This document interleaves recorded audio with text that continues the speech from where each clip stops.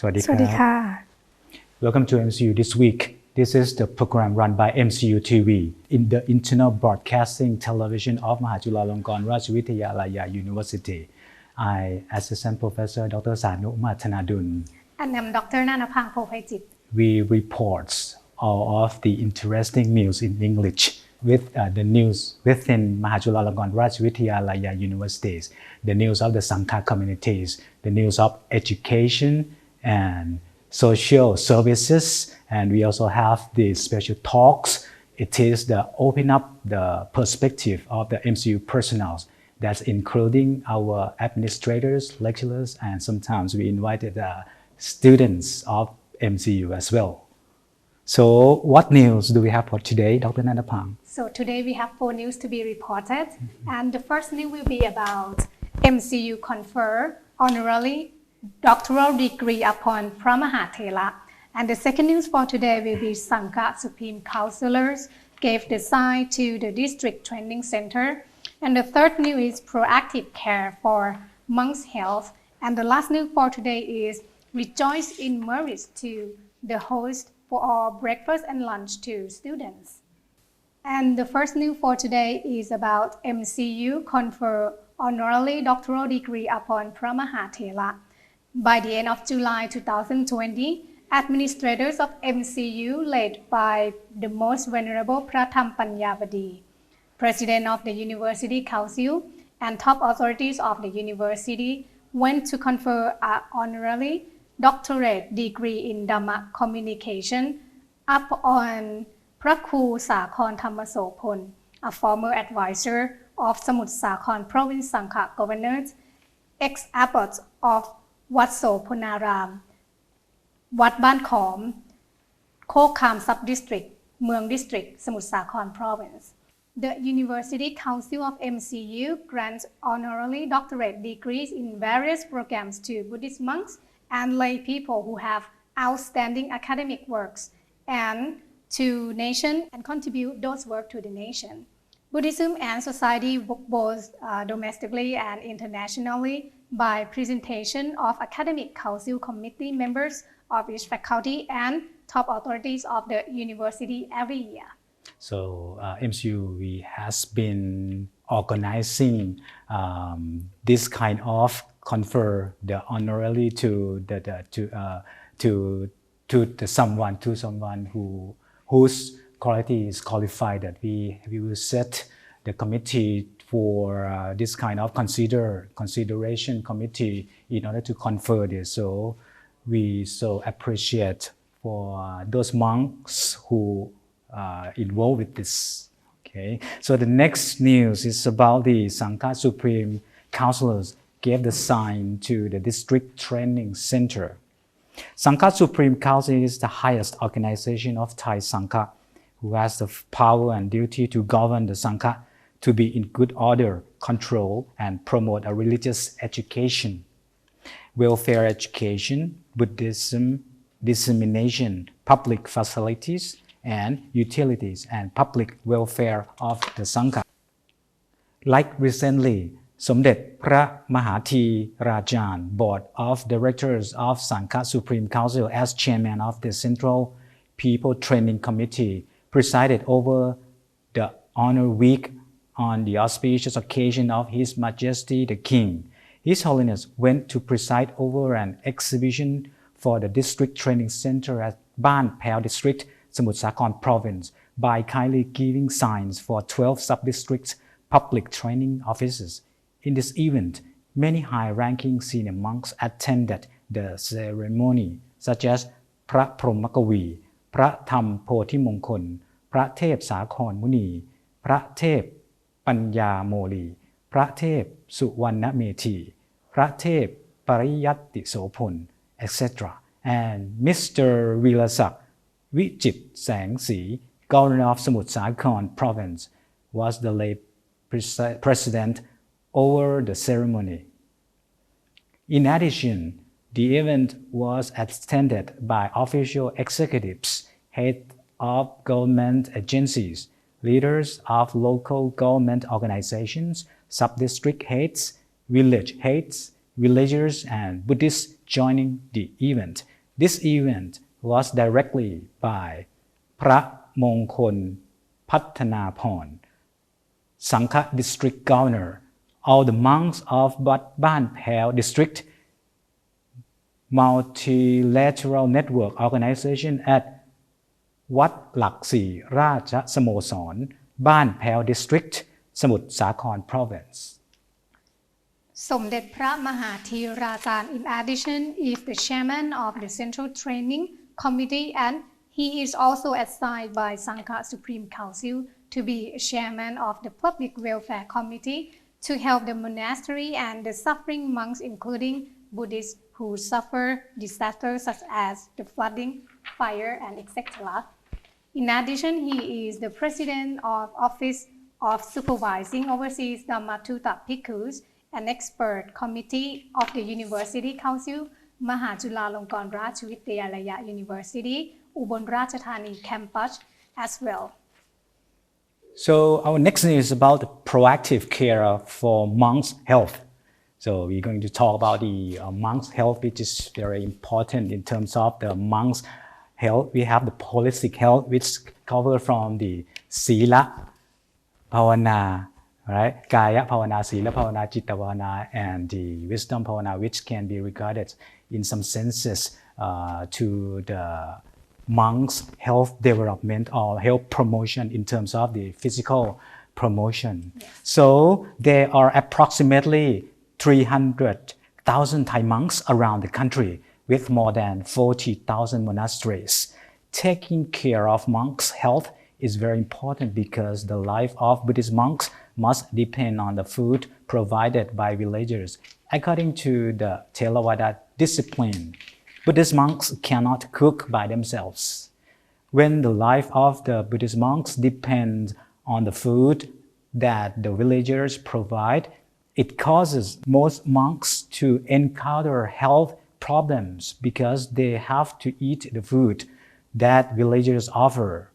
We therefore see many elderly monks have problems with diabetics, obesity, and fall ill easily.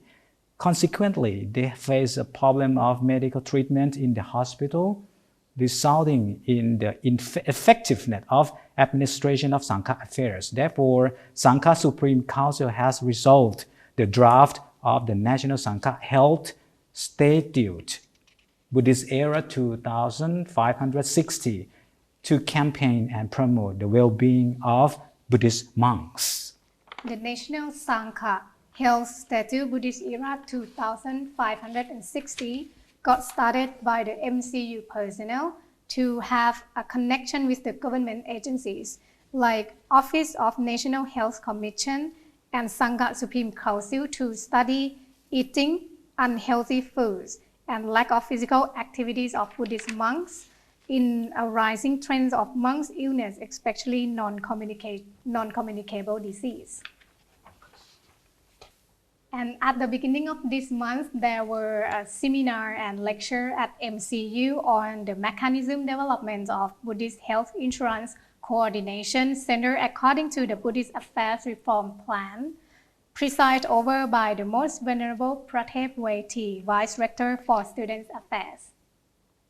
In this regard, MCU and the National Health Security Office as the network associate in collaboration with local administrative organizations, established a Center for Buddhist Health Insurance Collaboration in monasteries and the least 54 Buddhist scripture schools and Sangha educational institutions covering the area of Sangha administrations nationwide.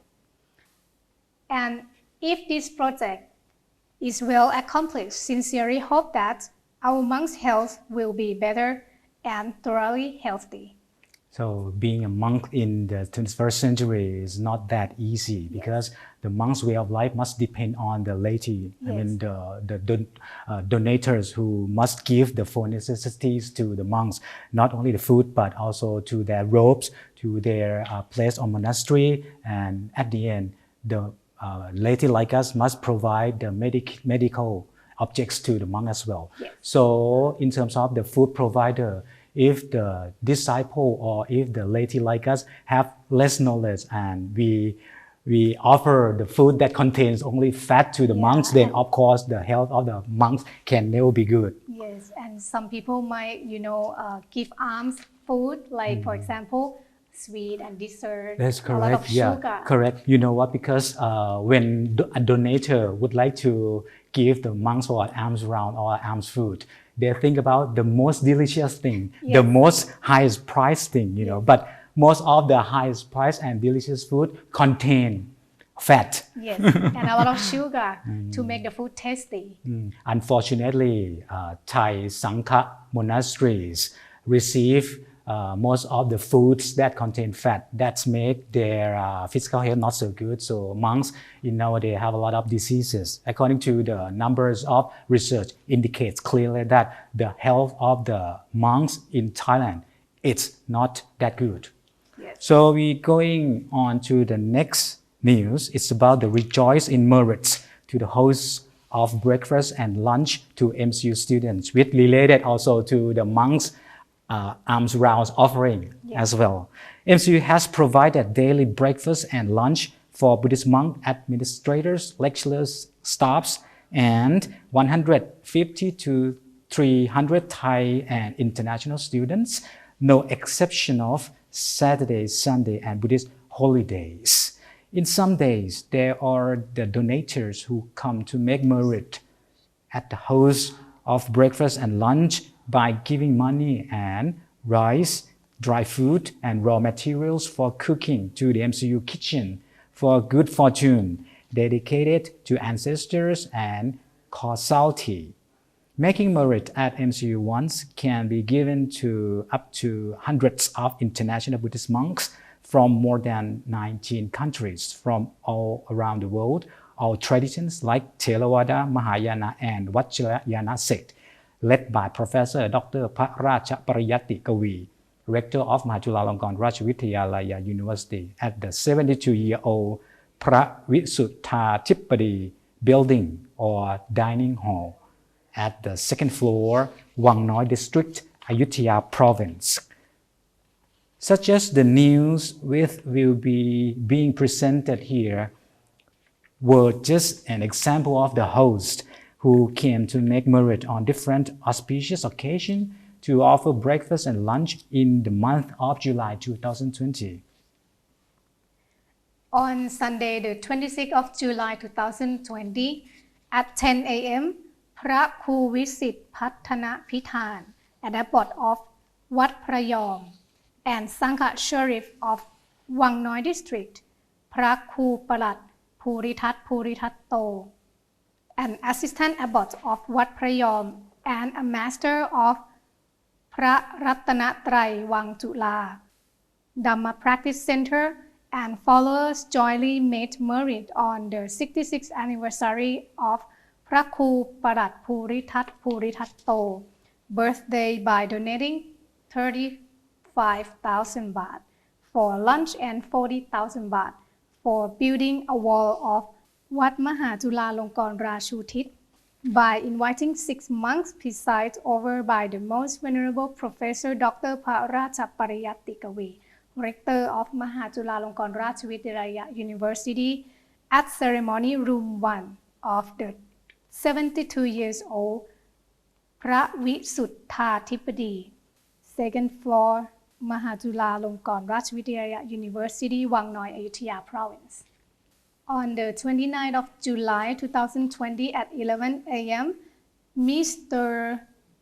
Virut Techapraiboon, a former Deputy Minister of Finance, a former Deputy Minister of Commerce, and advisor to the Paw Tek Teng Foundation, คุณวิวิทย์เตชะไพบูลย์ Board of the Protecting Foundation General ดุษฎีรามสมภพ made merit for a good fortune as sisters and casualty by donating 20,000 baht, 600 large bottles of hand washing gels and 1,800 small bottles of hand washing gels. If anyone has the mind and faith to wish to make merit to a lot of international Buddhist monks, you are welcome to MCU Wang Noi. You will have a good opportunity to offer 100 of monks by donating your faith. MCU has a kitchen and staff waiting to welcome you all the time.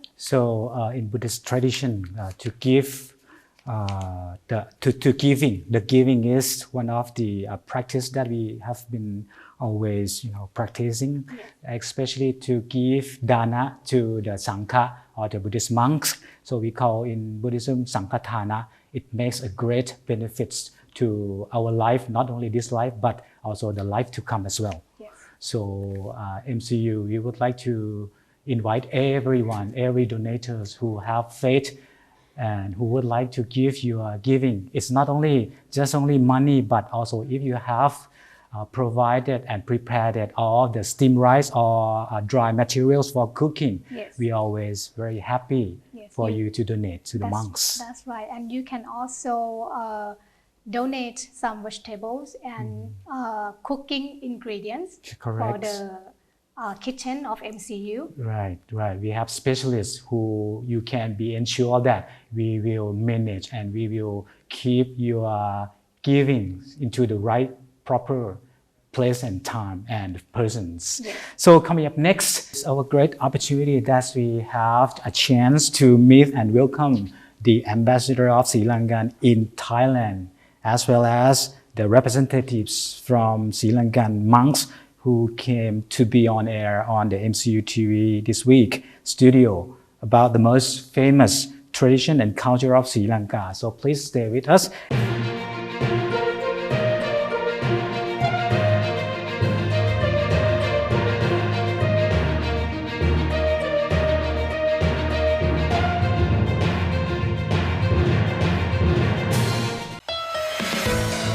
Mahachulalongkornrajvidyalaya University invites devout Buddhists to jointly host the offering of breakfast and lunch to administrators, lecturers, staff, and more than 500 Thai and foreign students who are monks and novices from more than 25 countries every day at MCU, Wang Noi District, Phra Sri Ayutthaya Province.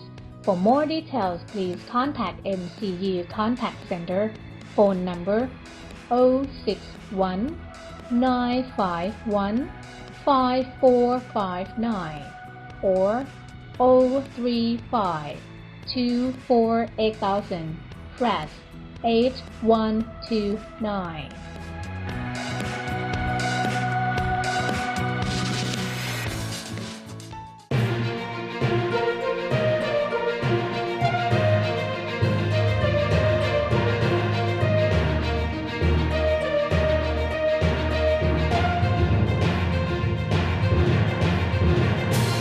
And right now we have คุณเสริมสุขปัทมสถาน is now ready. So คุณเสริมสุขครับ สวัสดีค่ะ Greetings our viewers at home ขอบคุณอาจารย์สานุแล้วก็อาจารย์มะตูม Thank you to Dr. Sanu and Dr. Matum. Today I would like to introduce you to two very important people who will talk about a very big and important Buddhist event in Sri Lanka. First of all, let me introduce myself. My name is Seum Suk Patthamasathan, and I'm doing also program on Buddhism online. And let me introduce Venerable Dr. Phra Mahathera. He's a Sri Lankan monk who's lived in Thailand for more than almost 20 years.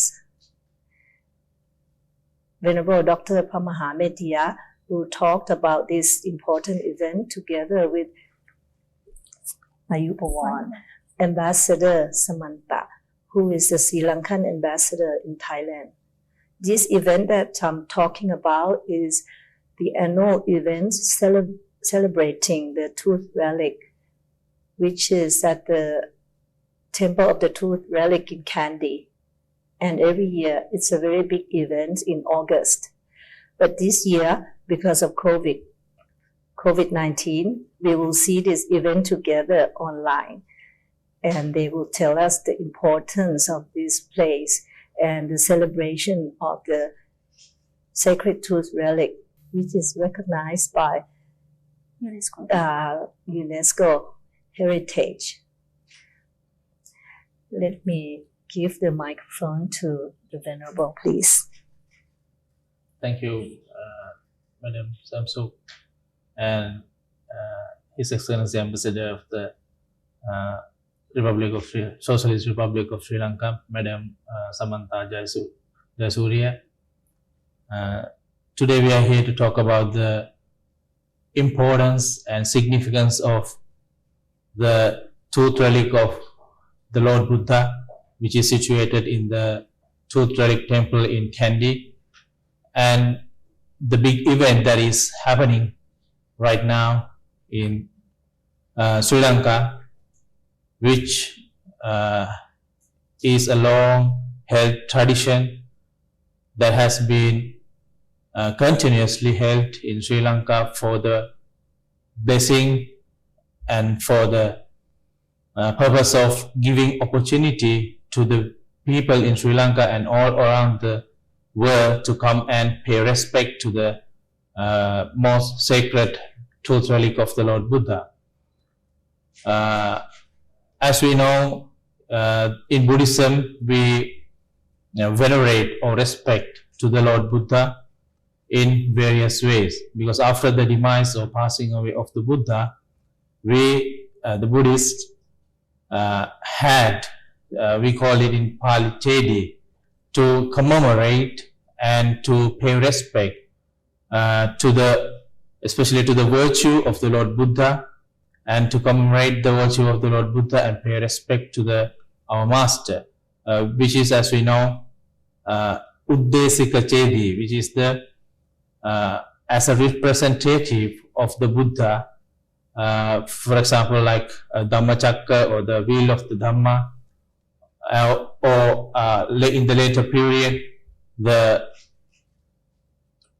image or the statue of the Lord Buddha is this item or this chedi, which the Buddhists used to commemorate and to remember about the virtues of the Lord Buddha. And secondly is the Saririka Dhatu or Saririka Chedi, which is the bones of the Lord Buddha or the relics of the Lord Buddha that has remained after the cremation of the Lord Buddha. So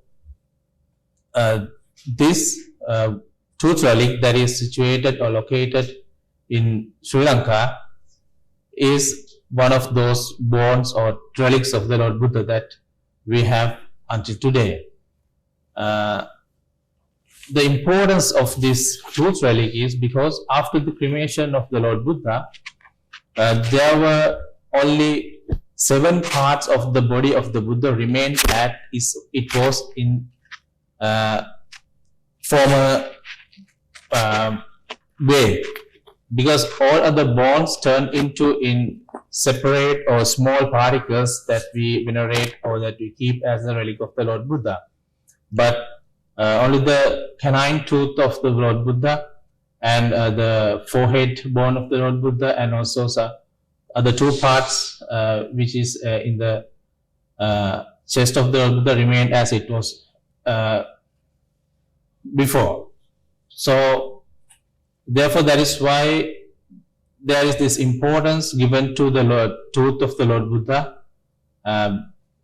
One, because it remained as what it was before, and secondly, because the teaching of the Lord Buddha passed through his mouth, passing and touching the tooth of the Lord Buddha. That is why this much of importance given to the Lord Buddha by the Buddhists all over the world. Moreover, when the tooth relics was brought to Sri Lanka by Princess Hemamala and Prince Danta in the 4th century AD, which is 800 years after the passing away of the Lord Buddha. So when they brought this Buddha's tooth relic to Sri Lanka, the king of that time, King Sri Megawanna, he very gladly received this tooth relic of the Lord Buddha and placed it in a very near place to the palace of the king. So, and the king and the Buddhists in Sri Lanka at that time respected this tooth relic as a living Buddha, as a representative of the living Buddha. That is why this much importance is given to this tooth relic. Yes, then may I ask the ambassador to say a little bit on the importance and how great this event is usually and the history about this. Ayubowan, may you all have long life. Swadika, I'm indeed very delighted and honored to be present today at this MCU TV to speak about the sacred temple of tooth relic. And in that context, I want to appreciate and give a big thank to the Mahachulalangkorn University Public Relations Department and also to MCU TV and Venerable Phra and also Kun Somsuk for giving us this opportunity. And as we talk, the cultural capital of Kandy in Sri Lanka is being enthralled by the Asala Perahara, as we call it, one of the unique cultural pageant in Asia. And the grand finale of this cultural pageant will be on 3rd August, as Kun Somsuk just mentioned, since the COVID situation has prevented many Buddhists around the world. Usually about 100,000 people would gather into the city of Kandy to witness the cultural pageant. But this year, we will all have the opportunity to watch it at our own comfort from our homes, thanks to the Dalada Maligawa Media Unit and Sri Lanka Tourism, that they will broadcast this through social media and also through satellite channels. And at the end of this program, I think this information will be shared. So what I would try to share today is, as Venerable Mahathera Thero just mentioned, the king at that time, during 800 years ago, he said very gladly accepted the sacred tooth relic. And then down the line of the monarchy in Sri Lanka up until the year 1815, all the kings in Sri Lanka took it a point to preserve the tooth relic, because there is a very great relationship between the ownership or the custodianship of the sacred tooth relic and to the right for the monarchy. As well as the Buddhists around the country, they also did a lot of commitment, dedication to protect. So the final resting place of the sacred tooth relic is the place that we see today, the sacred temple of Dalada Maligawa. And the cultural pageant is not only an aesthetic procession, it carries the history of Sri Lanka's socio-religious aspects, the deep-rooted traditions of the country, and also the arts and drumming, dancing, that cultural aspects.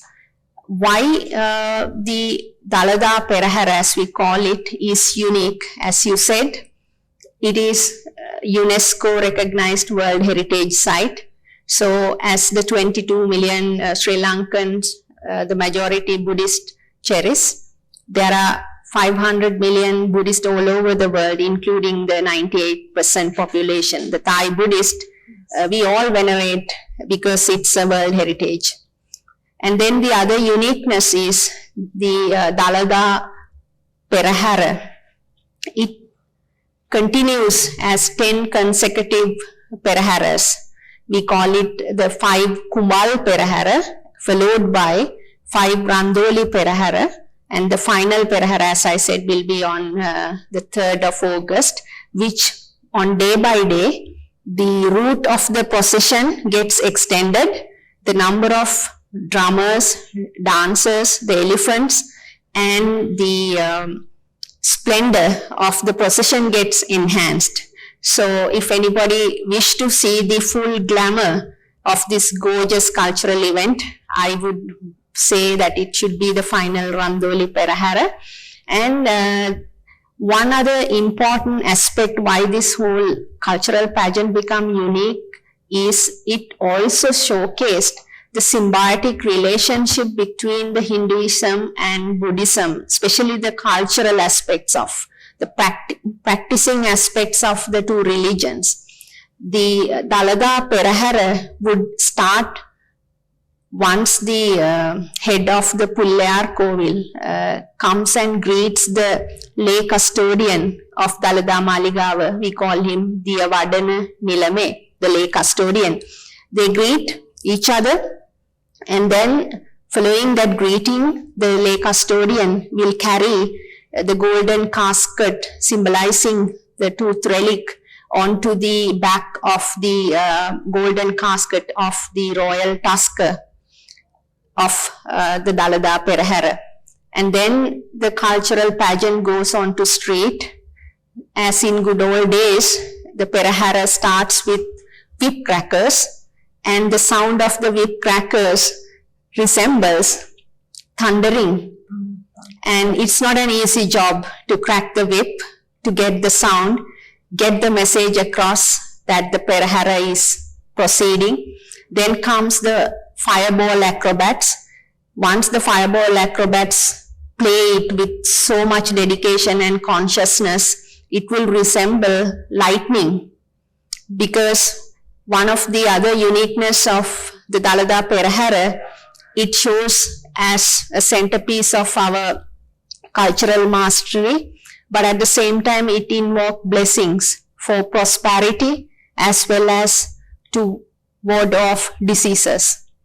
And then in the part of the prosperity, when a country like Sri Lanka, like Thailand, based on agrarian society, the rain, timely rain and the dry period is very important.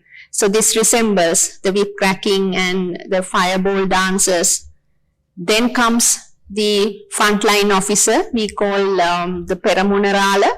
He comes on the back of the first elephant, carrying the manuscripts of Ola leaves, which has the mandate from the king, which writes about all the rituals of how to conduct the Perahara. And this is an age-old tradition. So he symbolizes this and he comes first. Then you have the Gajanayaka Nilame. Gaja means the elephant. So he is responsible for all the elephants. And we will have about roughly 80 odd elephants parading. And these elephants are decorated, and their gowns that are being used are having traditional motifs. They are very colorful. Then in the part of the procession, you will have the Kandyan drummers, the dancers. They perform in Dalada Perahara as a veneration to the Lord Buddha. And it is a privilege for any performing artist to be part of the Dalada Perahara. And you will believe that there are some performers who are as old as 80 years. They have been in the procession for about 40 times. And then there are young budding artists who would take forward the tradition. Then the other aspect, once the Dalada Perahara, the first segment of the Dalada Perahara, we call it, is over, there will be 4 other processions starting simultaneously from the 4 Devalas. As I said, this will showcase the relationship between the Hindu religious practices. There are about 12% of Hindus in Sri Lanka, whereas about closer to 78-80% are Buddhist. So these 2 religions have been in very close association. Therefore, the 4 Devalas, the Natha Devala, the guardian god of Natha, and the guardian god of Vishnu.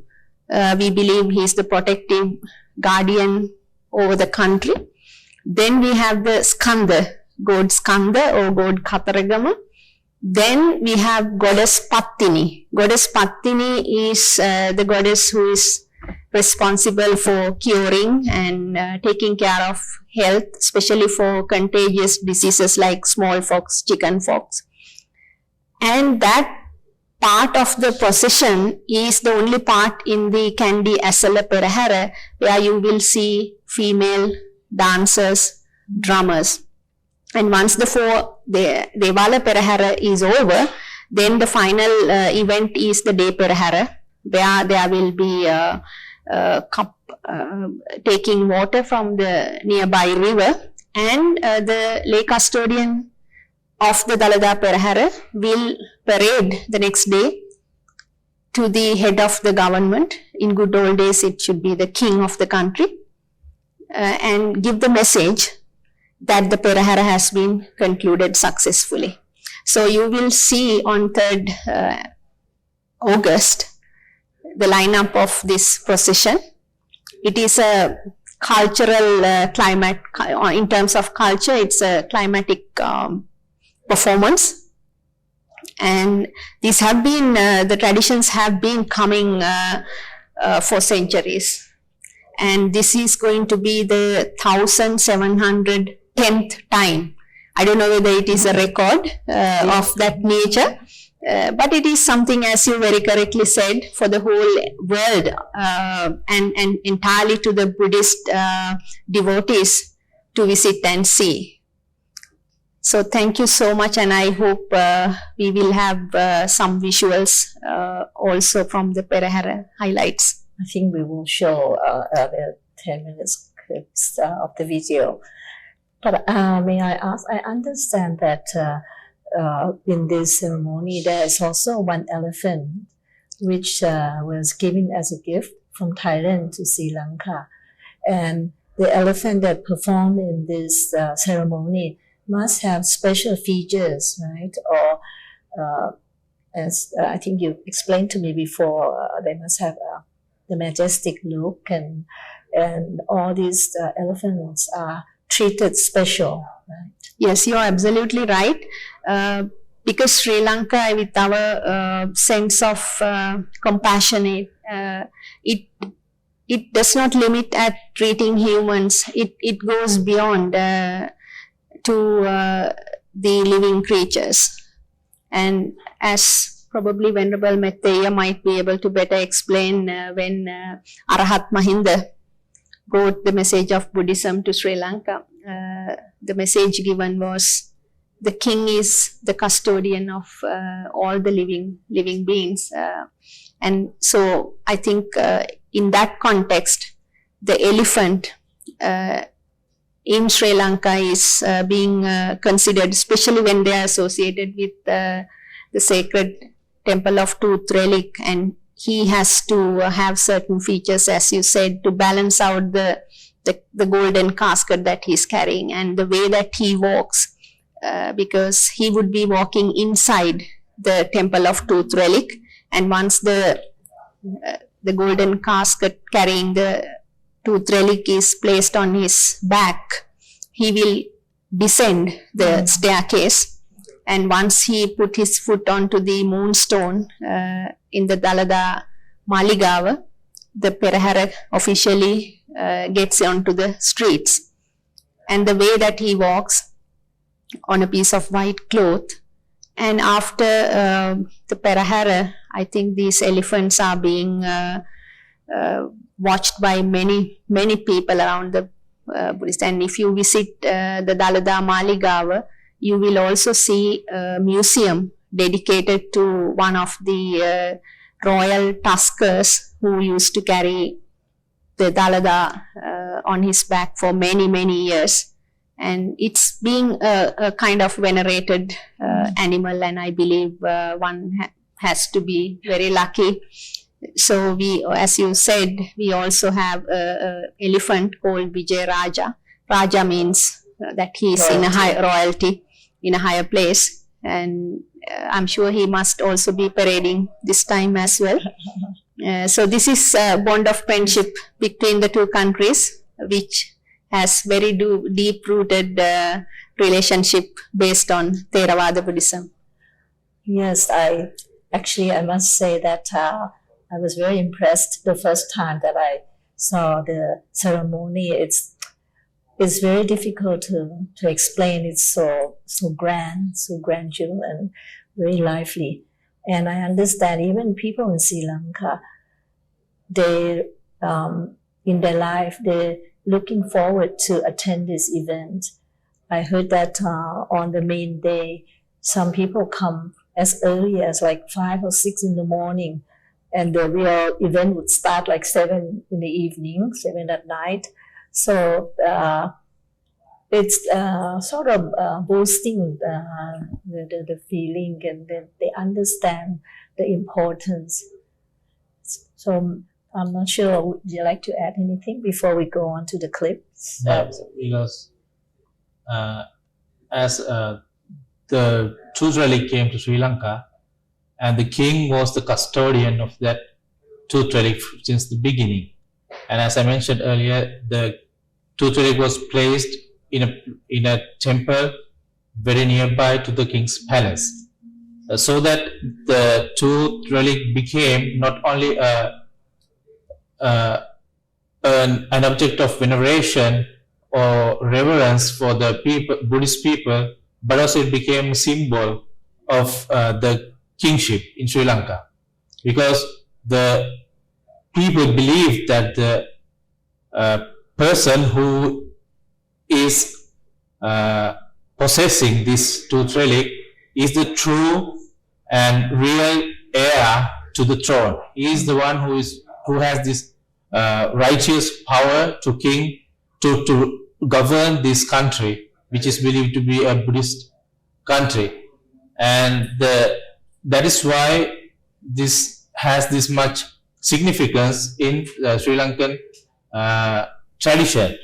Not just because it is a very well venerated Buddha's relic, that of course Buddhists are accustomed to venerate the relics of the Buddha and generate merits for themselves. But after it arrived in Sri Lanka, it became associated with the kingship in the country. That is why whenever the capital of Sri Lanka moved from place to place, from Anuradhapura, then afterward it moved to Polonnaruwa, and to Dambadeniya and Kurunegala Kotte, and lastly to this Kandy, where it is situated in the present time.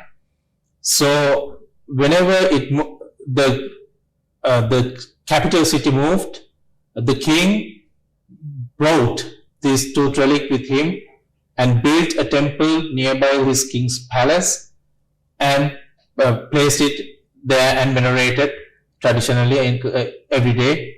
There were people who took care of this relic and also who carried out all these traditional methods of worshipping this tooth relic, because as I mentioned earlier, this tooth relic is not just a tooth relic for Buddhists in Sri Lanka, it is a symbol, a representative of a living Buddha. They regarded this as a Buddha, a living Buddha living at this place. That is why it is so much venerated and revered by Sri Lankan people, and also not only Sri Lankan people, people from all around the world admire and worship this tooth relic.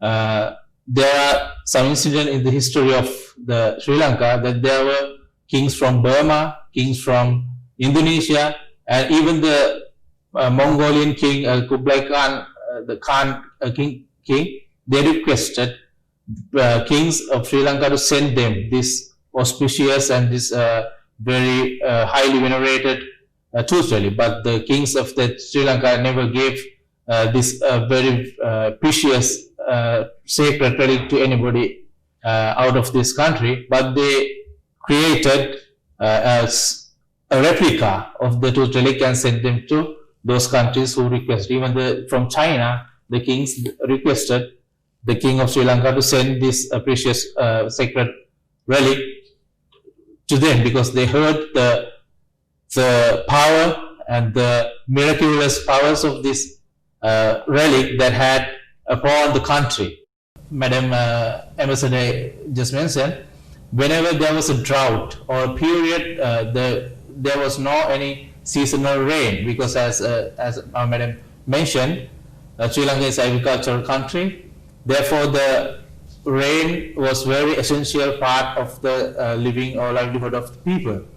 So it became a custom and tradition of Sri Lanka to parade process this tooth relic around the city to invoke blessings on the people, and also it's a method of pleasing the devas or deities, and asking for proper seasonal rain for their agriculture. So that is why how this procession and how the tooth relic became a very essential and intricate part of Sri Lankan Buddhist culture and the country itself. It says, just to complement what the Venerable Thero said, it's Devo Vasatu Kalena, that we have timely rain. And you would see in the procession that there are dancers carrying swords, and then they were showing up how the ancient martial arts being done. So this has also been part of the procession. One would wonder why a religious procession would have people carrying swords and shields and dancing. So that explains what the Venerable Thero just said. For the kingship, the king need to have the possession of Dalada. So therefore, throughout the history of Sri Lanka, the Sri Lankans and the king, they protected the Dalada as if they are protecting their own life. So that is to symbolize that dedication and commitment to protect the sacred tooth relic, that these parts of the dancing performances are being included. And the other small aspect, just to mention, we as Buddhists wanted timely rain, and there was certain spiritual praying. When Sri Lanka was under the colonial rule completely under the colonial rule in 1815, Under British rule, there was an agreement signed, and I think part of that understanding was to have timely Dalada Perahara. But with the rebellions, conflict coming in Mahathera in 1828, if I'm not mistaken, the Dalada Perahara was not conducted, and so there was a lot more agitation, and it was associated with a very serious drought. And then the people in Kandy, they wanted this Perahara to be conducted.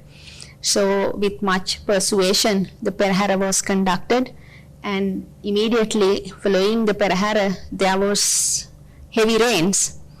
And as a result, even today, we call it Dalada Vatura. Vatura means water. So this is an anecdote that is in the Sri Lankan history. So this would also show how much we are bound to the nature, how much we are bound as Buddhists to these spiritual aspects, the culture, the tradition, and it is one climax of all that being reflected in the Dalada Perahara. So now we all have an opportunity to watch that. Thank you. Yes. Shall we go on to the video clip to show the the 10 minutes of we the wanted event. we wanted to present it in Thai language for the benefit of our friendly country, Thailand. So let's have a look.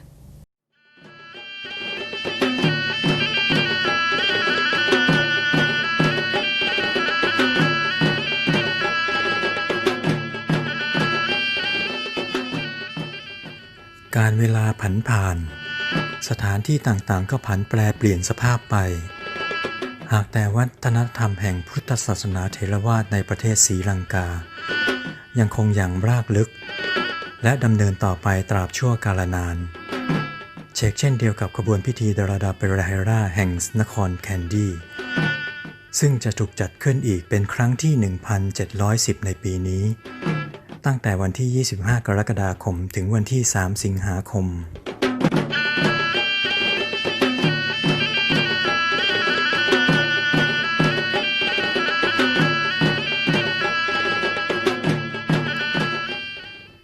โดยในพิธีจะประกอบไปด้วยนักเต้นรำมือกลองมือลงแส้นักกายกรรมระบำลูกไฟกว่า 3,000 ชีวิตรวมไปถึงขบวนช้างอีกหลายเชือกขบวนพิธีจะทอดยาวไปตามท้องถนนสะท้อนให้เห็นถึงวัฒนธรรมอันงดงามและพิธีกรรมอันศักดิ์สิทธิ์เพื่อความเป็นสิริมงคลและขจัดปัดเป่าโรคภัยไข้เจ็บส่งเสริมความเจริญรุ่งเรืองให้แก่ชีวิต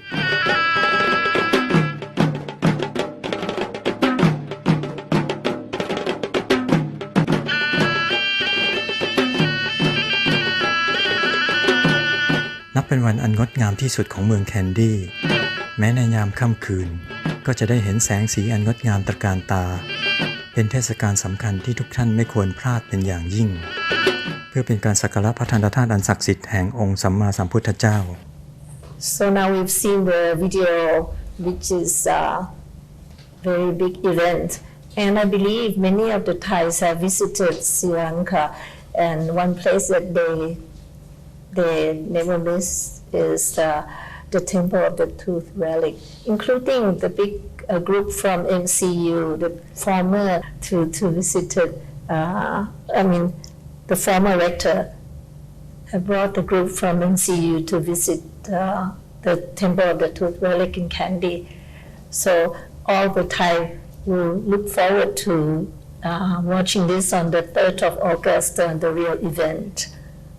And I think this, before we conclude, maybe you would like to say something, and then we'll say goodbye to the viewers. Yeah. I would only like to say thank you, Khap Krung Ka, for this opportunity and invite you all in Dhamma to join us watching and be part of the sacred Dalada Perahara. May the noble triple gem bless all of you. Yeah. So, as we mentioned earlier, that this event is one of the major part of Sri Lankan tradition, culture, and Buddhism in Sri Lanka, which has been carried out for a long period of time since the arrival of this tooth relic to Sri Lanka. And it is a blessing for Sri Lanka itself and also to the whole world at this situation, present situation, where there is this pandemic going on, which is causing troubles to people all around the world. So by broadcasting this event worldwide, we do hope that people in the world will overcome all these sufferings that they are encountering right now, and also with the blessings of the noble triple gems and the blessing of the sacred tooth relic, and with the blessing of all the devas or deities that protect the noble tooth relic and also the country, may all beings be well and happy and have a healthy life forever. Thank you. Thank you very much. I thank you, our guest, Venerable Dr. Mahathera, and the Madam Ambassador for letting us see this great event, and I'm looking forward for that. And thank you, our viewers at home. We will see you again on the real day, the final event on the 3rd of August, in which MCU TV will also link in to televise that. Thank you very much.